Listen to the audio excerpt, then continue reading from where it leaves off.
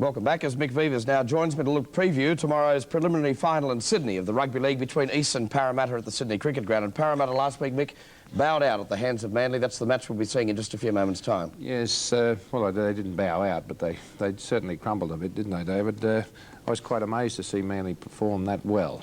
And they weren't allowed to perform, they just made it happen. And yes, it looked good. They looked like a professional team. Well, what about tomorrow's game at the Cricket Ground? Firstly, we look at the eastern suburbs side, and the big injury doubt is over Hastings. He's a fellow that very rarely misses a game of football in Sydney. He's played one game. He has a broken bone in his foot. Which bone, we don't know, but he's been taking injections. Whether that's a good idea or not, I don't know. Let's hope it doesn't injure his chances for being a kangaroo. But it didn't seem to stop him last week, so he'll probably be like a pincushion again this week and running out there. And there's a late withdrawal in the Parramatta side. Muggleton has replaced Wynn in the second row. And a little bit of a loss, although Muggleton, different style of player, so Muggleton will be out wider than Wynn. Wynn a rather rugged defender, little ahead on Muggleton in defence. But when you look at both sides, I think East have got the advantage in the back line. But I think Parramatta have the advantage just slightly in the forwards, and of course that's where forwards are. Well, here they are, Nick, the sides. Games are won, yeah. And there's some very, very interesting clashes there, aren't there? Firstly, look at the clash at halfback between Hastings and Sterling. And also in the front row, that's going to be where the game could be won or lost. Well, all these finals are won in the forwards, and as I said, Parramatta seem to have the edge there. Good to see Hilditch back in top form. He played very well. I thought he was one of their form players last week, just in a beaten side. You will not see what happened to Parramatta happen again, I feel, and I think they will get on top of Eastern Suburbs tomorrow.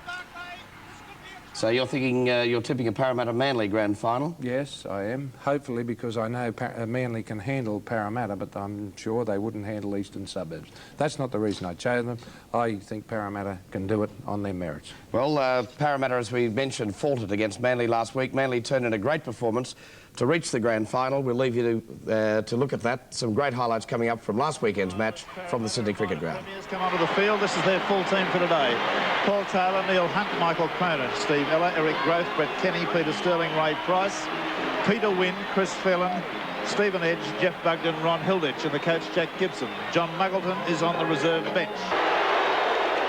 Now the Manly side, led out by Alan Thompson. This is the full Manly team. Graham Eadie, John Rebo, Chris Close, Michael Blake, Phil Carey, Alan Thompson, Phil Blake, Paul McKay, Bruce Walker, Paul Borden, Terry Randall, Ray Brown, Jeff Gerard, coach Ray Ritchie.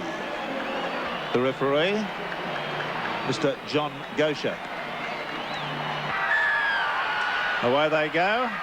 Winner straight into the grand final. The usual Parramatta kickoff. McCabe takes it and very nearly belted over the sideline. Manly have got the benefit of a fairly strong breeze, but more about that from Barry Ross.